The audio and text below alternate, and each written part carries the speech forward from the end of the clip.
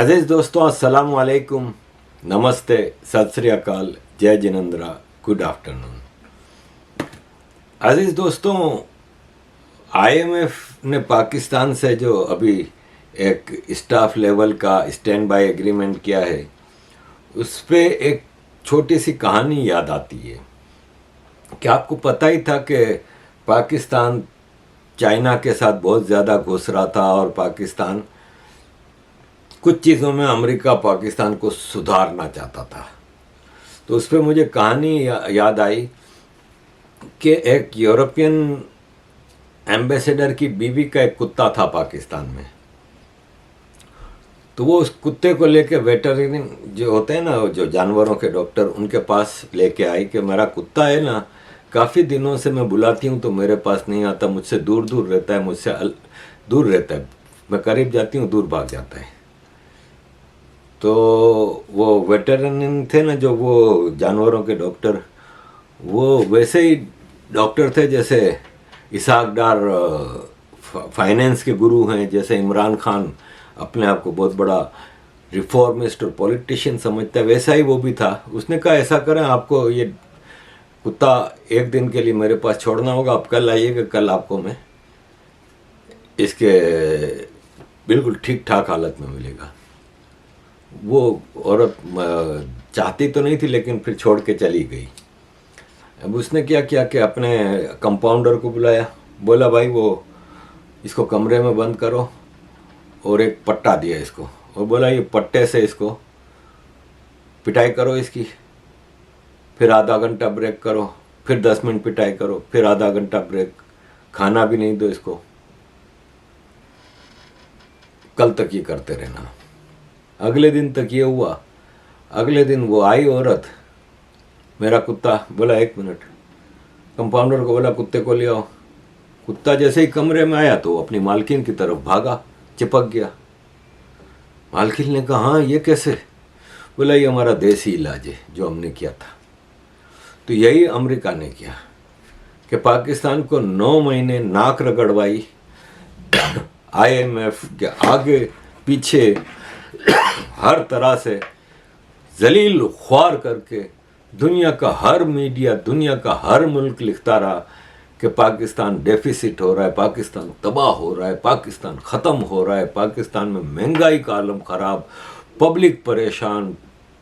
एक पूरा पट्टे से मार मार के अमेरिका ने, आईएमएफ ने देसी इलाज किया और फिर एक एग्रीमेंट किया टेम्पररी।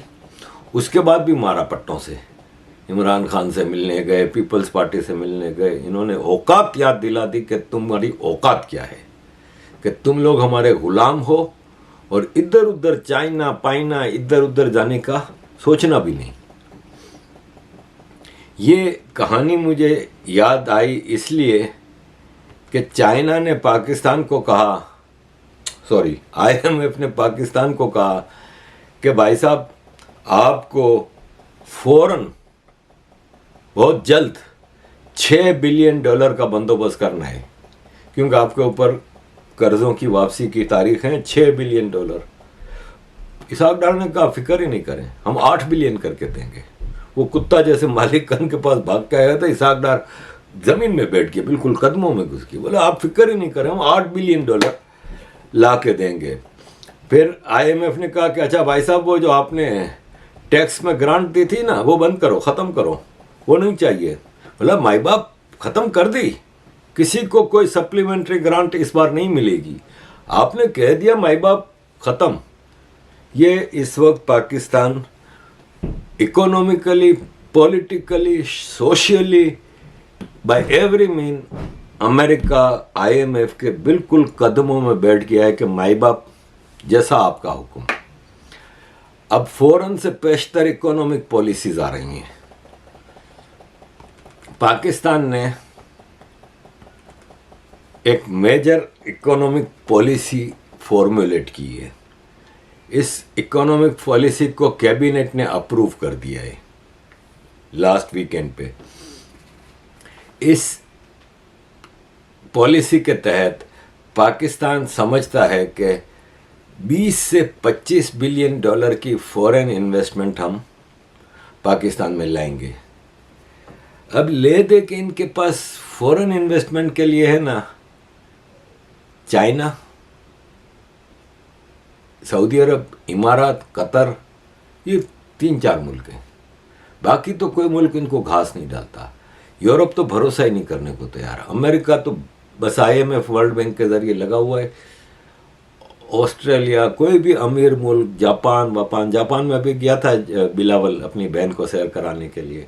जापान ने साफ कह दिया कि ठीक है भाई, जापानी ज़बान सीखो, हम एजुकेशन में आपको जापानी ज़बान सीखने के लिए कुछ सेंटर वेंटर खोलने, हम आपकी मदद कर देंगे, दैट्स इट। बाकी हमारा फिल वक्त इन्वेस्टमेंट का कोई वो नहीं है। ये 3-4 मुल्क पे भी ये होता है कि क्या होता है कि एक रवादारी होती है कि अब एक मिसाल है कि मेरे घर के हालात बहुत ही ख़राब हैं। अब मैं अपने चचेरे भाई के पास जाता हूँ, मौसी के पुत्र के पास जो कि वेल सेटल्ड है, वो मुझे अच्छा खाना वाना खिलाते हैं, हज करा देते हैं, उम्रा करा देते हैं, जैसे ऐसे अच्छा खाना खिलाते हैं। अब जाते जाते मैं रिक्वेस्ट करता हूँ, यार थोड़ा तो अच्छा चल यार, ले 200 रुपया ले ले यार, चल 500 रुपया रख ले। इस तरह सऊदी अरब वगैरह करते हैं। और सऊदी अरब और ये दुबई वगैरह बड़े शातिर लोग हो गए अब। ये पुराने ज़माने में ये होता था कि भुट्टो चला गया पैसे लेके आ गया, ज़िया-उल-हक चला गया पैसे लेके आ गया, पहले बेनज़ीर भुट्टो नवाज शरीफ भी ले आते थे। अब वो नहीं है सऊदी अरब, ये गल्फ़। अब गल्फ़ वाले दे मीन बिजनेस, कहते हैं हो गया भाई, बहुत हो गया, भाईचारा बहुत हो गया, क्या दोगे, माल दो, खरीदना शुरू करते हैं चीज़ें। तो ये जो पॉलिसी इन्होंने बनाई है जिससे 20-25 बिलियन डॉलर की इन्वेस्टमेंट अट्रैक्ट कर रहे हैं, इसके लिए इनका टारगेट है सऊदी अरब और इमारात मेनली, क्योंकि चाइना ने सीपेक पे कर दी सो कर दी, वो कहता है बस हो गया भाई। अब उसी लोन को रीलोकेट कर रहे हैं, ड्यू होती है, हाँ भाई पैसे भर दो, अगले दिन तुम्हें वापस ये दे देंगे। इस तरह वही रोलिंग हो रही है लोन की। सऊदी अरब के बारे में और इमारात के बारे में इन्होंने कहा है कि ये 3 सेक्टर में हमारे साथ इन्वेस्टमेंट करने को तैयार हैं। Information technology, agriculture, mining sector, ठीक है। अब देखें, और इन्होंने कहा है कि कैबिनेट से तो हमने ये अप्रूव करा ली है पॉलिसी, अब world bank, international finance corporation और दूसरे इंटरनेशनल इदारे हैं IMF वगैरह, उनसे हम इस पे मशवरा करेंगे। यानी पाकिस्तान अब बगैर इजाज़त के तो किसी वर्ल्ड बैंक और IMF के कुछ भी नहीं कर सकता, हर चीज़ उनसे इजाज़त लेनी पड़ती है।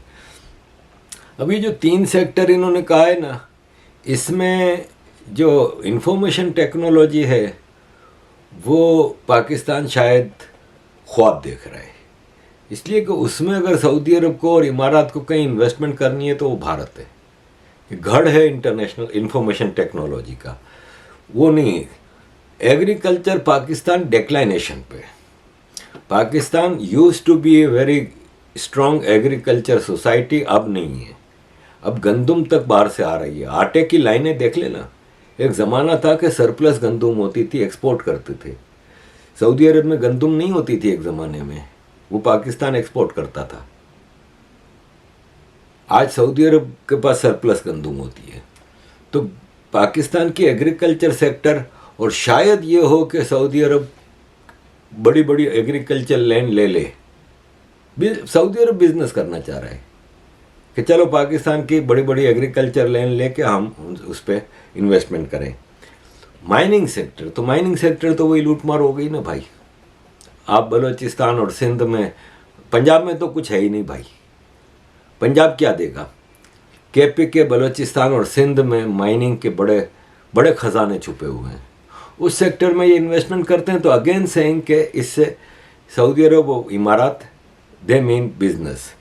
अब पाकिस्तान के इस इकोनॉमिक पॉलिसी वाले ने कहा है कि सऊदी अरब ने 24 बिलियन डॉलर पाकिस्तान में इन्वेस्टमेंट पर्पस के लिए साइड पर रख दिए हैं, और इमारात ने 22 बिलियन डॉलर इन 3 सेक्टर्स में पाकिस्तान में इन्वेस्टमेंट के लिए साइड पर रख दिए हैं।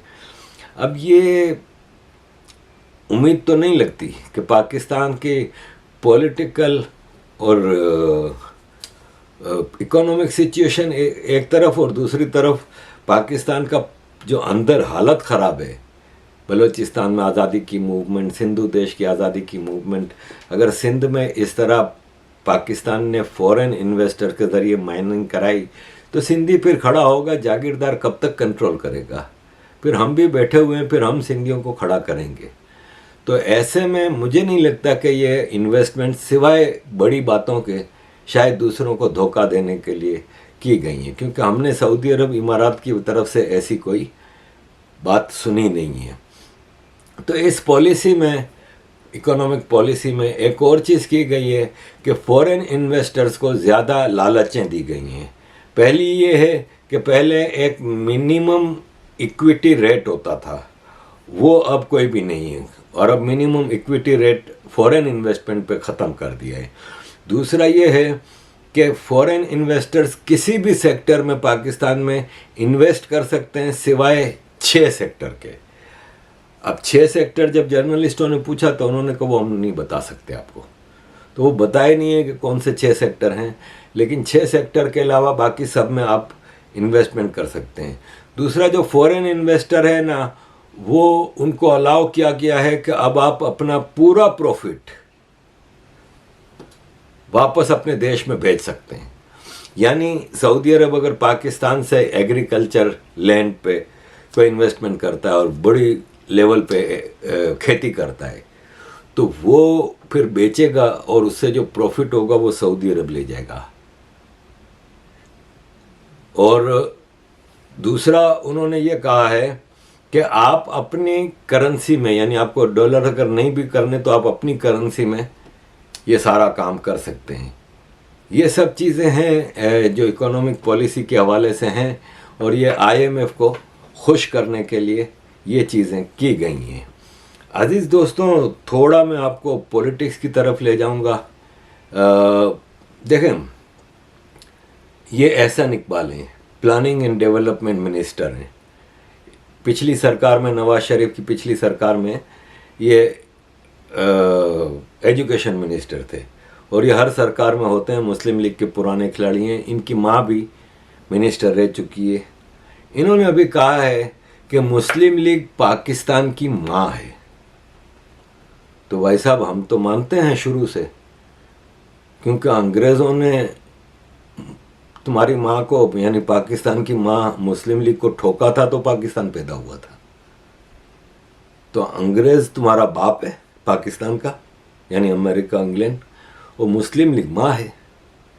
जिन्ना साहब ने मुस्लिम लीग पेश की थी ना, तो अंग्रेज़ तुम्हारा नाजायज़ बाप है और मुस्लिम लीग तुम्हारी माँ है। एहसन इकबाल, सही कह रहे हो आप। दूसरी बात ये करनी थी आपसे कि ये भाई साहब है ना, वसीम चौधरी, आमिर वसीम चौधरी, इन्होंने 9 मई के बाद 18 मई को लंदन में पाकिस्तान हाई कमीशन पे प्रोटेस्ट में पाकिस्तान हाई कमीशन के कांच वांच तोड़ दिए थे। यूथिए हैं, PTI के यूथिए हैं। इमीडिएट एक्शन, कोर्ट ने एक्शन लिया, ब्रिटिश कोर्ट ने, कन्विक्ट हो गया ये। अब इसके ऊपर फर्स्ट क्लास केस चल रहा है। अब यहाँ पे सवाल ये पैदा होता है कि छोटा सा ये वाकया था, एक कांच तोड़ दिया, भारत के हाई कमीशन की बिल्डिंग पे चढ़ गया बंदा, झंडा उतार दिया, कई कांच तोड़े, धमकियां दी, कत्लेआम की धमकियां दी, डिप्लोमेट्स के नाम लेके धमकियां दी गई। क्यों किसी पे केस नहीं हो रहा? ये सोचने की बात है भारत सरकार के लिए। इमरान खान ने ऐसे ही यूथिये पैदा किए हैं। इमरान खान खुद ऐसी ऐसी बातें करता है कुरान और अल्लाह के हवाले से और इस्लाम के हवाले से कि ये रोज़ की बुनियाद पे 3-4 इसके ऊपर ब्लास्फेमी के केस बनते हैं। मैं अगेंस्ट हूँ ब्लास्फेमी। अगर ब्लास्फेमी की तशरीह में जाएंगे ना, तो मैं रोज़ कितनी बार ब्लास्फेमी कर जाता हूँ। लेकिन इमरान खान अगर इस्लाम को यूज़ कर रहा है तो फिर पाकिस्तानियों की समझ में क्यों नहीं बात आती? 14 सेकंड। हमारे कुरान के अंदर लिखा हुआ है कि जुल्म बर्दाश्त करने से बेहतर है मर जाओ। हमारे कुरान के अंदर लिखा हुआ है कि जुल्म बर्दाश्त करने से बेहतर है मर जाओ। अल्लाह खुद कुरान में कहता है कि जुल्म बर्दाश्त नहीं करो, इससे बेहतर है मर जाओ। ये कुरान में कहीं नहीं है, और आप गलत कुरान कोट करते हो, दैट इज ब्लास्फेमी। कुरान में ये लिखा ही नहीं है कहीं कि जुल्म अगर बर्दाश्त करने से बेहतर है मर जाओ। मतलब ये अपनी मर्जी से कुरान बनाया हुआ है इसका अपना। अजीज दोस्तों, एक और आपको चीज कहनी थी पीपल्स पार्टी के हवाले से। पीपल्स पार्टी पाकिस्तान की सबसे करप्ट पार्टी है। जब बेनजीर को मार के जरदारी, पीपल्स पार्टी मर चुकी थी। पीपल्स पार्टी का पाकिस्तान में पावर हासिल करने का कोई चांस नहीं था। जिस तरह राजीव गांधी के मारने से कांग्रेस को, मरी हुई कांग्रेस को 10 साल के लिए सरकार मिल गई, इसी तरह बेनजीर भुट्टो को मारने से पीपल्स पार्टी जिंदा हो गई। और फिर वो जो दौर था ना, हमने ऐसा दौर, सिंध में दो लोग थे जो पूरे सिंध को लूट रहे थे। एक अदी सिंधी जबान में बड़ी बहन को कहते हैं, मराठी में ताई कहते हैं। अदी फरियाल तालपुर, आसिफ जरदारी की बहन, और एक टप्पी, मुजफ्फर टप्पी, ये आसिफ जरदारी का सोतेला भाई। जिस चीज पे हाथ डालो, टप्पी, अदी, ये दो लूट रहे थे। इस वक्त 2007 से 2023 तक 16 साल तक, टप्पी तो फिर भाग गया ना, जब पीपल्स पार्टी के 5 साल का फेडरल गवर्नमेंट खत्म हुई, टप्पी तो वापस दुबई चला गया। इसमें एक मशहूर केस हुआ था चाइना कटिंग, उसमें पूरा कराची इन्होंने बेच डाला था। पूरे कराची की जितनी ज़मीन थी ना, वो पेपरों पे कटिंग करके, क्योंकि फेडरल गवर्नमेंट पीपल्स पार्टी की, प्रोविंशियल गवर्नमेंट पीपल्स पार्टी की, और पार्टनर थी एमक्यूएम। अल्ताफ भाई तो यहाँ बैठे हुए थे, और अल्ताफ भाई के यहाँ पे भी जो लोग थे उन्होंने अंधेरे में रखा। वहाँ पे जितने आजकल सरकारी एमक्यूएम में बैठे हुए हैं ना, सरकारी की गोद में, जिन्होंने अपनी माएँ बहनें भी सरकार को दी हुई हैं, उन लोगों ने टप्पी के साथ मिलके चाइना कटिंग की। बिलियंस की बात नहीं हो रही, ट्रिलियंस ऑफ रुपीस। खाली एमक्यूएम के एक एक टट्टुओं ने अरबों रुपया कमाया, एक ने। उनमें से सारों ने अपनी फैमिली बाहर सेटल कर दी। फैसल सब्जवारी जो इस वक्त से दूसरी शादी कर ली, आके मिनिस्टर बन गया, दूसरी शादी कर ली, पहली बीवी को अमेरिका में ह्यूस्टन में सेटल किया हुआ है, बिजनेस कर रही है उसकी बीवी। एक मोहम्मद हुसैन था, उसने अपनी फैमिली को ऑस्ट्रेलिया में सेट कर दिया। एक नेक मोहम्मद था, उस मलेशिया में सेट कर, सबके। ये मुस्तफ़ा कमाल मलेशिया और दुबई में एम्पायर है इनकी। तो ये तो छोटा सा था, एमक्यूएम का तो हिस्सा छोटा छोटा था। आसिफ जरदारी ने तो बिलियंस और ट्रिलियंसों में कमाया। अब टप्पी तो है नहीं, लेकिन अदी बैठी है, ये आपके सामने अदी है, ये आसिफ जरदारी की बहन है। खाली इसका प्रोटोकॉल देखें आप, कोई मिनिस्टर नहीं है, कोई कुछ नहीं है। ये खाली इसके प्रोटोकॉल में लग्जरी गाड़ियां देखें आप सिर्फ लग्जरी गाड़ियों की कितनी गाड़ियां हैं ये आप देख लें। खाली ये गरीब पाकिस्तान है, ये भिखारी पाकिस्तान है, ये भीख मांगता, दुनिया के सामने गिड़गिड़ाता, लटकता पाकिस्तान है। आप सिर्फ इस अदी का, और अदी, हर मिनिस्टर अदी के डेरे पे बैठक में जाता है, औताक में, और कदमों में बैठ के हिसाब देता है रोज का, कि अदी आज का ये हिसाब है। बिलावल मजे से दुनिया घूम रहा है, क्योंकि फुफ्फी बैठी हुई है इसकी, फुफ्फो सारा हिसाब किताब संभाले हुए, एक पैसा इधर से उधर नहीं होगा। जरदारी मजे से अय्याशियां कर रहा है। सिंध पूरा चीफ मिनिस्टर अदी से पूछे बगैर टॉयलेट नहीं जाता, और अदी का प्रोटोकॉल आपने देखा। ये अदी, ये सिंध, ये पीपल्स पार्टी, और यहां से हम सिंधु देश की मूवमेंट चलाना चाह रहे हैं। आप सोचें कितना मुश्किल काम है हमारे लिए। ये पीपल्स पार्टी और जागीरदारों ने सिंध को जकड़ा हुआ है और आर्मी मज़े से लूट रही है। कराची में क्राइम की हालत ख़राब है, लेकिन रेंजर्स बिठाई हुई है। 91 से आज 32 साल हो गए। रेंजर सिंध गवर्नमेंट की इजाज़त से बैठती है, हर 3 महीने बाद समरी जाती है, वो एक्सटेंड कर देते हैं। पंजाब में पीटीआई का मसला हुआ, 2 हफ्ते 3 हफ्ते ख़त्म, रेंजर्स को वापस भेज दिया। लेकिन सिंध, बलोचिस्तान, केपीके तीनों जगह आर्मी बैठी हुई है। सिंध में रेंजर्स, केपीके, बलोचिस्तान में एफसी। बलोचिस्तान और केपीके में इनके अपने टट्टू हुकूमत में बैठते हैं। पहले पीटीआई बैठी रही 9 साल, और अब केयर टेकर सेटअप इनका अपना आया हुआ है। बलोचिस्तान में बाप पार्टी और बलोच सरदार लूट मार कर रहे हैं और उनके साथ बैठे हुए हैं। सिंध में पीपल्स पार्टी ने लूट मार में आदि इनको हिसाब किताब दे देती है, कहाँ भाई इतना आपका इतना हमारा। ये है सिंधु देश की हालत। आम सिंधी को जागना होगा और उनको कैसे जगाएं कि हमारी तो कहीं से कोई सपोर्ट ही नहीं है। मैं तो सिंधियों से बात करने जाता हूं तो वो भी, उनके पास भी कोई रोड मैप, कोई प्लान, कोई कुछ नहीं है। सब ऐसे आए बाएं शाएं 4 ट्वीट करके बस अपना, और हमें भी समझ नहीं आती कि किस तरह हम बगैर सपोर्ट के करें। अब उसमें एक ही हमारे पास चॉइस है कि जो ओरिजिनल सिंधी है, जो अमेरिका, इंडिया वगैरह में चला गया था 47 में, हिंदू सिंधी, वो आगे बढ़े। मैं पहले भी कह चुका था कि हम उस पर काम करना चाह रहे हैं। मैंने एक व्हाट्सएप ग्रुप बनाया है, पहला स्टेप मैंने ये लिया है, और उसमें सिंध से रिलेटेड कोई आदमी ज्वाइन करना चाहता है तो मुझे ईमेल करे। अभी तो मैंने सिर्फ 5-6 नाम डाले हैं, उसमें फिर बैठ के हम ब्रेन स्टॉर्मिंग कर सकते हैं। और मेरा टारगेट हिंदू सिंधी ज़्यादा है कि आफ्टर ऑल ये इनकी ज़मीन है, ये इनकी जगह है, प्लेस ऑफ बर्थ है, इनकी माता धरती है। तो उसके लिए हमें सिंधु देश को आज़ाद कराने के लिए क्या करना चाहिए, उसमें हम बैठ के ब्रेन स्टॉर्मिंग कर सकते हैं। आप मुझे ईमेल भेजें या किसी और सोशल मीडिया प्लेटफॉर्म पे मैसेज भेजें। यूट्यूब के नीचे कमेंट इतने सारे होते हैं कि मैं सारे नहीं पढ़ सकता।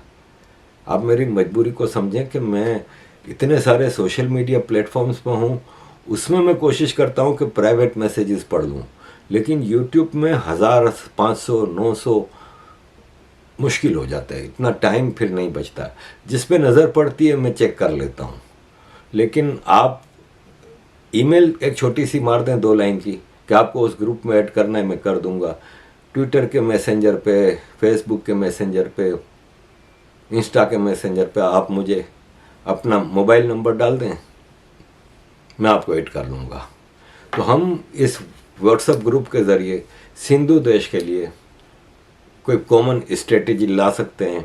उसमें वो पाकिस्तान के मुसलमान सिंधी भी जो हैं, जो वाकई सीरियस हैं सिंधु देश की आज़ादी के लिए, जो मैनिपुलेशन नहीं करना चाहते, जो यूनिटी को ख़राब नहीं करना चाहते, जो चाहते हैं कि सिर्फ उनकी दुकान चलती रहे, मेरे कोई इंटेंशन नहीं है ना। मैंने आपको पहले भी कहा है कि मैं किसी पॉलिटिक्स में नहीं पढ़ना चाह रहा, और ना मैं सिंध का कोई वो, मैं तो पाकिस्तान में भी आसमान से फरिश्ते उतर के भी गवर्नमेंट बनाएंगे और मुझे कहेंगे ना कि आपको मेयर, मिनिस्टर कुछ, the door is closed for ever.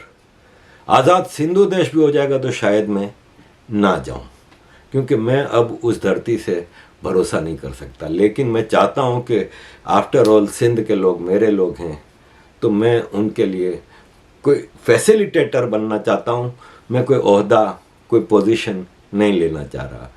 जैसा कि मैं आपके सामने रखता हूं कि मुझे ऑफ़र पहले भी आई थी, आज से 2 साल पहले भी, और वापस आई है कि आज़ाद सिंधु देश गवर्नमेंट इन एग्ज़ाइल बना के मैं उसका कोई प्राइम मिनिस्टर या कोई भी चीज़ बनने को अगर तैयार हूँ तो वो डिस्कस कर सकते हैं। तो मैंने बिल्कुल, इसमें मेरा कोई ऐसा इरादा नहीं है, और मैं समझता हूँ कि सिंधु देश और बलूचिस्तान की डेमोग्राफी बहुत ही मुश्किल है, उसमें ख़ास तौर पे किसी इररिलेवेंट आदमी का प्राइम मिनिस्टर या इस टाइप की चीज़ करना, और गवर्नमेंट इन एग्जाइल बना के आप क्या हासिल कर लोगे। आज दलाई लामा 1956 से चाइना में वो इंडिया में गवर्नमेंट इन एग्जाइल बना के बैठा है, एक देश ने कबूल नहीं किया। अब वो कह रहा है मैं चाइना से बात करने को तैयार हूँ, हम चाइना से आज़ादी नहीं हासिल करना चाह रहे। तो ऐसे गवर्नमेंट इन एग्जाइल बना के शायद मुझे 25-50 हज़ार लाख डॉलर का फ़ायदा हो जाए, लेकिन मेरा फिल वक्त ऐसा कोई इरादा नहीं है। लेकिन एक ग्रुप बना के ब्रेन स्टॉर्मिंग करके कोई कॉमन स्ट्रेटेजी ला के आगे बढ़ा जा सकता है। अजीज़ दोस्तों, मेरे पास और भी कई टॉपिक थे। मैं पीपल्स पार्टी की करप्शन के हवाले से दिखाना चाहता था। ये इन्होंने कराची में रोड बनाई है, 2 महीने हुए हैं, 2 महीने पहले ये रोड बनी है। 100 करोड़ की रोड 10 करोड़ में बनती है। बहुत तीर मार लिए 15 करोड़, बाकी 85 करोड़ खा जाते हैं। तो फिर ऐसी रोड बनेगी ना। इस रोड का आप हालत देख लें, कराची में आपको कोई सही से रोड नहीं मिलेगी। बारिश के 4 छींटे, ये रोड पे 4 छींटे ही पड़े हैं, ज़्यादा कुछ नहीं हुआ। बारिश के 4 छींटे पड़ते ही रोड फारिग हो जाती है।